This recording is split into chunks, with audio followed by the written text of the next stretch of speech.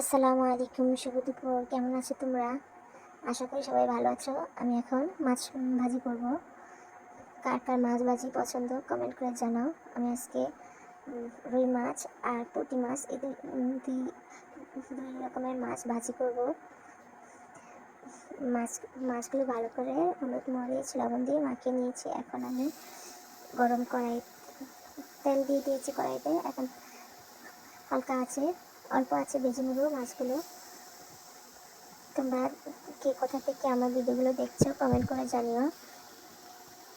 আমার ভিডিওগুলো দেখতে কেমন লাগে তাও জানিও। আমি প্রথম ভয়েস ভিডিও দিচ্ছি, আগে দিতাম, জানি না কেমন হয়।